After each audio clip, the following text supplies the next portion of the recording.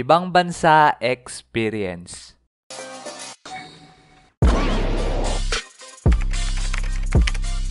Okay. Ngayon mga repa, ikikwento ko sa inyo ang isa sa pinaka hindi ko malilimutang experience sa buhay ko. Ito ay isa sa aking core memory, kaya naandito lang siya sa aking utak, nakasilid sa special na lalagyan. At ito ay ang ibang bansa experience. Unang-una, hindi ko to ikikwento sa inyo para mag-flex. Gusto ko lang ikwento sa inyo to kasi ang dami ko dong nakakatawa at memorable na experience na gusto kong i-share sa inyo. Talagang ilang beses ako na culture shock nung pumunta ako sa bansa na to. At ito ay ang bansang Hong Kong. Grabe, ako'y lumaki sa syudad pero pagpunta ko sa bansa na yon, ay feel ko bumaba ako ng bundok. First time ko makapunta doon ay nung grade 7 ako. Christmas break ng mga panahon na yon. Ang mga magulang ko kasit kapatid ay nasa Hong Kong nakatira. Ako lang nasa Pilipinas. Kaya pinapunta nila ako doon para makapagpasko kami na magkakasama. At simula nung nalaman ko na mapunta akong Hong Kong, ay talaga namang sinulit ko yung paglalaro sa labas. As in magdamag ako nagbilad dun sa arawan. Ang iniisip ko kasi noon ay pagpunta ko sa Hong Kong ay saglit lang bumalik sa dati kong kulay kasi naka-aircon naman doon. Kaya nung dumating na yung araw na papunta na ako sa Hong Kong ay sobrang itim ko na. Pagtingin ko sa salamin, napasabi na lang ako ng damn. As in toasted. Pero, noong mga oras na yon ay sobrang excited ako na merong halong kaba. Excited ako kasi halos di ko akalain na mapunta na akong ibang bansa. Pero kinakabahan din ako kasi first time kong sumakay sa eroplano tapos wala akong kasama sumakay dito. Ako hinatid lang ni tita sa airport tapos umalis na siya. Pagkatapos nun ay ako na mag-isa sasakay sa eroplano. Kabado ako nun kasi baka maling eroplano masakyan ko. Pero dahil sa young passenger ako, ay merong mag-a-assist sa akin papasok sa eroplano. Pero kahit ganun, ay hindi pa rin nawawala yung kaba ko. Tapos lalo akong kinabahan nung iniwan ako nung nag-a-assist sa akin. Toy, wait ka muna dito ha, may pupuntahan lang ako saglit. Oy. Mate. Doon niya ako pinag-abang sa mismong abangan ng eroplano na sasakyan ko. Kaya tamang dasal na lang ako noon na sana di muna dumating yung eroplano habang wala pa yung nag-a-assist sa akin. Kasi hindi ko alam kung paano sumakay. At makalipas lang ng ilang minuto ay bumalik na siya at sinabi sa akin na meron daw ako makakasabay na kaedad ko sumakay sa eroplano. At nung narinig ko yun, ay biglang nawala yung kaba ko. Yun, may makakasabay daw ako. May makakakwentuhan na ako habang nakasakay sa eroplano. Tapos kaedad ko pa. So eto nga pala si Rio ang makakasabay mo. Balikan ko na lang kayo dito pag dumating na yung eroplanong sasakyan nyo ah. Walang jo, babae pala yung makakasabay ko, kala ko'y lalaki. Pero gumaan naman na yung pakiramdam ko dahil meron na ako makakasabay sumakay sa eroplano. Pero ang problema ay di ko alam kung anong itatapik ko para makapagkwentuhan sa kanya. Noong mga panahon pa naman na yun ay puro pagdodota at paglalaro sa labas ng bahay ang inaatupag ko. At halata na din sa itsura ng kasama ko na wala siyang interes sa mga ganong klaseng bagay.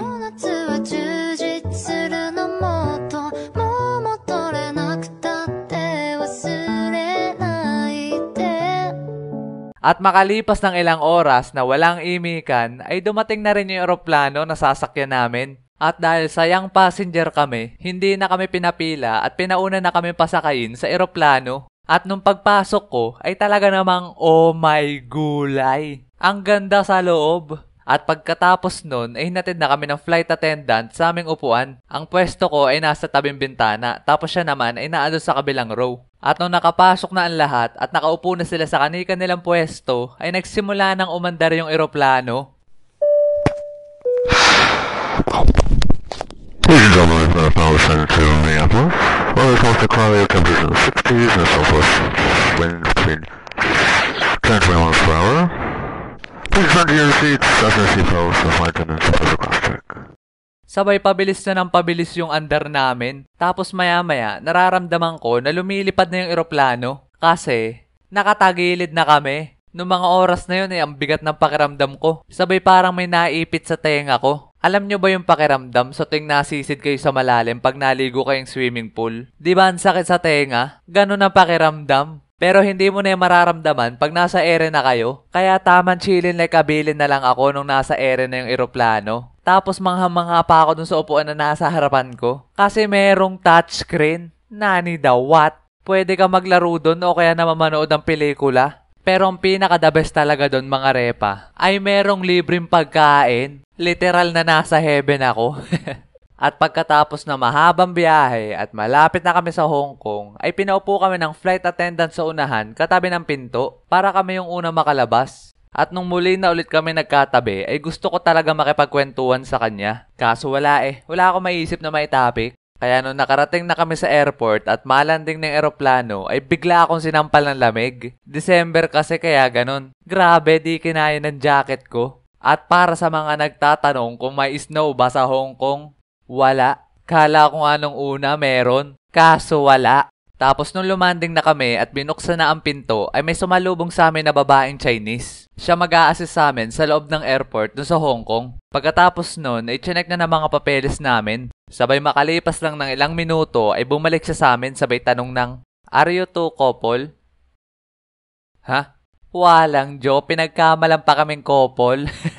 Ang bata pa namin nun, paano niya naisip na magkasintahan kami? Pero pinaliwanag naman namin sa kanya na hindi kami couple. Tapos ang sabi niya sa amin, bakit daw kami magkasama kung hindi kami couple? Ha? Ate, wala ba nakasulat dyan sa papeles namin na young passenger kami? Kaya pinaliwanag namin sa kanya na nagkasabay lang kami at hindi talaga kami magkakilala. At makalipas ang ilang minutong pagtatanong at pagpapaliwanag, ay sa wakas ay hinatid niya rin kami palabas.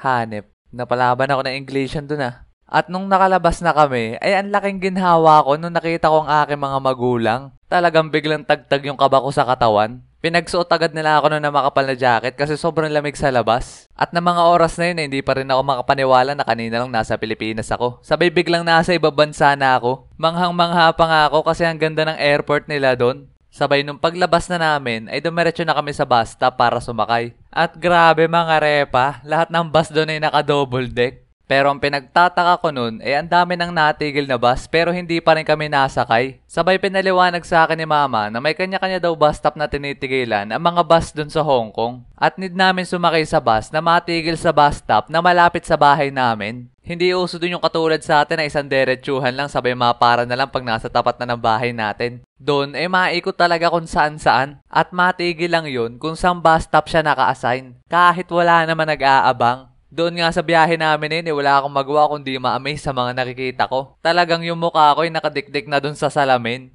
At makalipas ng ilang oras na biyahe, sa wakas ay nakarating din kami. Ang bahay namin doon ay nasa 5th floor ng apartment. Di man ganong kalakihan pero ang ganda sa loob. At eto pa, ang pinaka-the base. Mabilis ang internet. Dati kasi ay sobrang bagal ng internet dito sa Pinas. Di pa uso ang mga fiber nun. Yung tipong panonood pa lang ng YouTube ay pahirapan na. Kaya talaga nag-movie marathon ako noon nung nakatikim ako ng mabilis na internet. At doon na rin ako nagsimula, ma-addict sa panonood ng anime. At simula noon, ay naging otaku na ako. Naalala ko nga nung first time ko doon napanood yung Attack on Titan. Talagang oh my gulay. Napaka-memorable. Noong mga panahon kasi na yun, hindi pa uso mga spoiler sa Facebook tsaka sa TikTok. Kaya naman talagang damandama ko yung mga plot twist na mga anime na pinapanood ko. Pero speaking of memorable, meron ako mga hindi malilimutan na puntahan sa Hong Kong. Marami kaming tourist attraction na pinuntahan doon. Pero iilan lang talaga ang tumatak sa isip ko. Una na dyan mga repa ay yung Ocean Park. Ang dami ko doon nakitang iba't ibang uri ng isda. Isda na sobrang liliit. Sabay isda na sobrang laki. Ito isa picture ko lang nakikita dati. Hindi ko akalain na sobrang laki pala nito. Sabay dito ako first time nakita ng penguin at sea lion sa personal. At dito rin ako first time nakakita ng pating. Pero ang pinaka-memorable ko na experience dito ay yung nanonood kami ng dolphin show. Nung nanonood kasi kami nun, malapit kami ng konti sa pool. Kaya nung pag-dive ng dolphin sa tapat ng pwesto namin, ay diretso talsik sa amin yung tubig. Buti na lang hanggang bewang lang yung nabasa sa akin. Pero yung mga nasa unahan ko, ligon-ligo talaga mga repa. Naalala ko yung popcorn na tinumin nilang hawak ay napalitan na ng tubig. Doon naman tayo sa susunod ko na memorable na napuntahan. At ito ay ang Golden Buddha. Kaya naging memorable sa akin tong lugar na to mga repa. Kasi nakita ko dito yung buong cast ng Going Bulilit. Ako'y galing kasi sa banyo nun. Sabay bigla may tumakbong dalawang bata sa harapan ko. Tapos napaisip ako. Teka, parang pamilyar sa akin ang mukha na itong matabang bata na to ah. Sabay nung naglalakad na ako, pabalik sa akin mga magulang, ay iniisip ko pa rin kung bakit pamilyar sa akin yung mukha ng bata na yon. Sabay nung paglingon ko, ay nakita ko yung buong cast ng Going Bulilit. Sabay si Clarence pala yung nakasalubong kong natakbo kanina. Pero di ko lang alam kung natuloy yung pagbibideo nila doon. Kasi nung araw na yon, ay nagkaroon ng makapal na hamog. Nasa taas kasi ng bundok yung Golden Buddha. At yung makapal na hamog na yung mga repa ay ulap. Ganon kami kataas. Hanep. Ganon pala pakiramdam ng ulap. Kala ko nung una nakakabasa yun. Pero parang normal na hamog lang pala. At para naman sa cast ng Going Bulilit, kung napapanood nyo to, comment down below kung naaalala nyo mga nangyari dun sa Golden Buddha. Hindi ko kasi alam kung natuloy ba o hindi. So yun muna mga ERP. Next time, ikukwento ko sa inyo yung pinaka-paborito ko talaga napuntahan sa Hong Kong. Gagawan ko na lang siya ng hiwalay na video kasi matatagalan talaga pag sinama ko siyang ikwento dito. Kaya wag na wag nyo kakalimutan na mag-like and subscribe at pindutin nyo na rin yung bell notification na yan para updated kayo sa ating mga padating pang animation. At happy 2023 mga repa. Sana nagustuhan nyo ang pinakauna nating video ngayong taon. Marami pa yung parating kaya kita-kits tayo sa ating next video. Peace!